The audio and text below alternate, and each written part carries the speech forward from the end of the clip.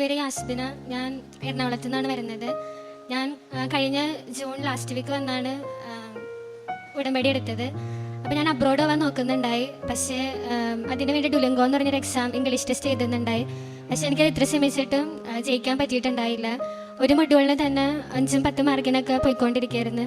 അപ്പോൾ എനിക്ക് ആകെ വിഷമമായി. കാരണം ഞാൻ പ്രാർത്ഥിക്കുന്നുണ്ട്, ഞാൻ പഠിക്കുന്നുണ്ട്, ഞാൻ പള്ളിയിൽ പോകുന്നുണ്ട്, പക്ഷെ എന്നിട്ട് എനിക്ക് കിട്ടുന്നില്ല. അങ്ങനെ ഇരിക്കുമ്പം അമ്മ ഇങ്ങനെ കൃപാസനത്തിലെ സാക്ഷിയൊക്കെ എനിക്ക് കാണിച്ചു തരുമായിരുന്നു. അപ്പോൾ കൃപാസനത്തിൽ എനിക്കങ്ങനെ വിശ്വാസം ഉണ്ടായില്ല. കാരണം എല്ലായിടത്തും ഒരേ മാതാവല്ലേ, അപ്പം അവിടെ പ്രാർത്ഥിച്ചാൽ പോരെ എന്നൊക്കെയായിരുന്നു. പിന്നെ കൃപാസന പത്രമൊക്കെ ഞാൻ വേണ്ടാന്നൊക്കെ പറഞ്ഞിട്ടുണ്ട്. അപ്പം അങ്ങനെ ഇരിക്കുമ്പം സാക്ഷ്യങ്ങളൊക്കെ കേട്ടപ്പോൾ എനിക്ക് എന്തോ പോലെയായി. കാരണം എൻ്റെ പ്രായത്തിലുള്ള പിള്ളേരൊക്കെ വന്ന് തോക്കൂന്ന് ഓർത്ത വിഷയമൊക്കെ ഈസിയായിട്ട് ജയിക്കുന്നു, രോഗസൗഖ്യം കിട്ടുന്നു. അപ്പോൾ കുറേ സാക്ഷ്യം കേട്ടപ്പോൾ എനിക്കവിടെ വന്നെന്നായി. അങ്ങനെയാണ് ജൂണിൽ ലാസ്റ്റ് വീക്ക് വന്ന് ഞാൻ ഉടമ്പടി എടുത്തത്. ഉടമ്പടി എടുത്തപ്പം ഞാൻ പിന്നെയും എക്സാം എഴുതി. എന്നിട്ട് ഞാൻ തോറ്റുപോയി. അപ്പം എനിക്ക് പിന്നെയും വിഷമമായി. കാരണം കൃപാസനത്തിൽ വന്ന് ഉടമ്പടി എടുത്ത് എന്നിട്ട് ഞാൻ ജയിക്കണില്ല. അപ്പം ഞാൻ കഴിഞ്ഞ തിങ്കളാഴ്ച ഒന്നും കൂടി വന്ന് മാതാവിന് സമയമില്ല, എനിക്ക് 13-ാം തീയതി ആകുമ്പോൾ സർട്ടിഫിക്കറ്റൊക്കെ അപ്ലോഡ് ആക്കണം യൂണിവേഴ്സിറ്റിയിൽ. ഞാൻ കരഞ്ഞ് പ്രാർത്ഥിച്ച് മാതാവ് എനിക്ക് ജയിക്കണം എന്ന്. അപ്പം ഞാൻ ഒന്നും കൂടി എക്സാം എഴുതി. ഞാൻ കാശുരൂപം എടുത്തിട്ടുണ്ടായി. പിന്നെ കൃപാസന തൈലം ഞാൻ ലാപ്ടോപ്പിൻ്റെ പുറകിൽ ഇങ്ങനെ കുരിശ് വരച്ചിട്ടുണ്ടായി. പിന്നെ അമ്മ ഒരു കൃപാസനത്തിലെ മാതാവിൻ്റെ ഫോട്ടോ വാങ്ങിയിട്ടുണ്ടായി. അപ്പം ഞാൻ ലാപ്ടോപ്പിൻ്റെ പുറകിൽ വെച്ച് മാതാവിനെ വെച്ചു. പിന്നെ ഉപ്പും ഞാൻ എടുത്തു. അങ്ങനെ ഞാൻ എഴുതിയ പരീക്ഷ നല്ല പാടായിരുന്നു. ഞാൻ പൊട്ടുമെന്നാണ് ശരിക്കും ഓർത്ത്. പക്ഷേ ഇന്നലെയാണ് റിസൾട്ട് വന്നത്. ഞാൻ മാതാവിൻ്റെ രൂപമൊക്കെ എടുത്താണ് റിസൾട്ട് നോക്കിയത്.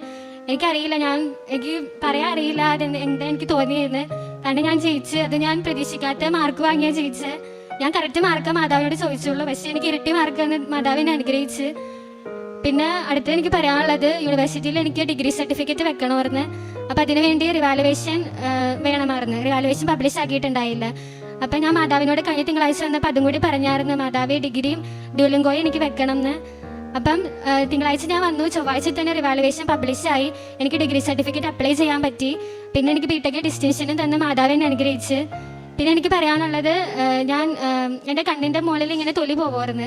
അതായത് ഹോസ്പിറ്റലിൽ പോയിട്ട് ഇങ്ങനെ അപ്പം മരുന്ന് തരും, പിന്നെ അത് മാറും, പിന്നെ അത് വന്നുകൊണ്ടിരിക്കും. അപ്പം ഞാൻ കൃപാസന തൈലം ഇങ്ങനെ പുരട്ടുമായിരുന്നു. അങ്ങനെ അതും എൻ്റെ മാറി കിട്ടി. പിന്നെ ഉടമ്പടി എടുത്തതിൻ്റെ പ്രകാരം എനിക്ക് പള്ളിയിൽ പോകാനൊക്കെ നല്ല മടിയായിരുന്നു. പ്രാർത്ഥനയിലൊന്നും അങ്ങനെ അശ്രദ്ധയോടെയൊക്കെയാണ് എത്തിച്ചുകൊണ്ടിരുന്നത്. പക്ഷെ ഇപ്പം ഞാൻ പള്ളിയിൽ പോകുന്നുണ്ട്, കുമ്പസാരിക്കുന്നുണ്ട്, കുർബാന സ്വീകരിക്കുന്നുണ്ട്. അപ്പം ഇതൊക്കെ മാതാവിൻ്റെ വലിയ അനുഗ്രഹം തന്നെയാണ്. കാരണം ഞാൻ പൊട്ടുമെന്ന് ഓർത്ത എക്സാമാണ്. ഞാൻ പ്രതീക്ഷിക്കാത്ത മാർക്ക് വാങ്ങി എന്നെ ചെയ്യിപ്പിച്ചത്. എനിക്ക് രാവിലെ എണീക്കാൻ നല്ല മടിയായിരുന്നു. ഞാൻ 10 മണിയൊക്കെ ആകുമ്പോഴാണ് എണീക്കുള്ളൂ. പക്ഷെ ഇപ്പം അങ്ങനെയല്ല. ഞാൻ 5:30 എണീറ്റ് പ്രതീക്ഷിക്കുന്ന പ്രാർത്ഥനയും അതേപോലെ ഉടമ്പടി പുതുക്കുകയും ചെയ്യുന്നുണ്ട്. പിന്നെ ബൈബിളും വായിക്കുന്നുണ്ട്. അപ്പം ഇതൊക്കെ എനിക്ക് മടിയുള്ള കൂട്ടത്തിലായിരുന്നു. അപ്പോൾ ഉടമ്പടി എടുത്തതിൻ്റെ ഭാഗമായിട്ടാണ് എനിക്കിതൊക്കെ ചെയ്യാൻ പറ്റുന്നത്. അവളോട് ഞാൻ ഓരോ പ്രാവശ്യം അവൾ എക്സാം എഴുതാനായിട്ട് പോകുമ്പോഴത്തേക്കും ഞാനും ചേട്ടനും കൂടി രൂപത്തിൻ്റെ മുമ്പിൽ മുട്ടുകുത്തി നിന്ന് ഒത്തിരി പ്രാർത്ഥിക്കുമായിരുന്നു.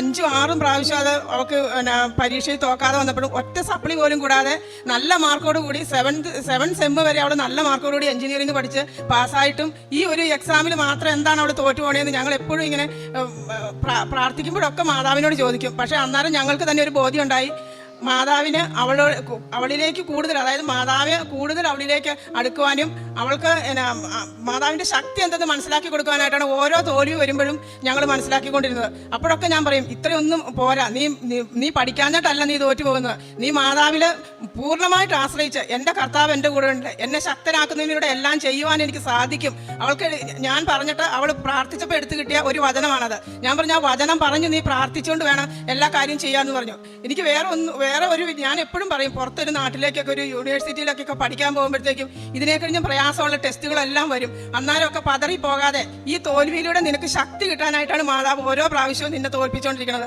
അപ്പോൾ ഇനിയുള്ള ഓരോ ചുവടും മാതാവിൻ്റെ കൈ പിടിച്ചുകൊണ്ട് ഈശോയുടെ അടുത്തേക്ക് പോകാനായിട്ടുള്ള ആ ശക്തി ഇനി ജീവിതാവസാനം വരെ നീ അത് കൊണ്ടു നടക്കണം.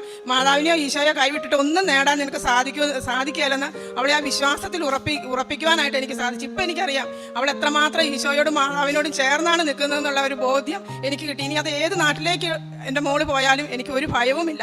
എന്ന് വെച്ചാൽ ഈശോയും മാതാവും അവളുടെ കൂടെ ഉണ്ടാകും എന്നുള്ള ആ ഒരു ബോധ്യം എനിക്കുണ്ട്.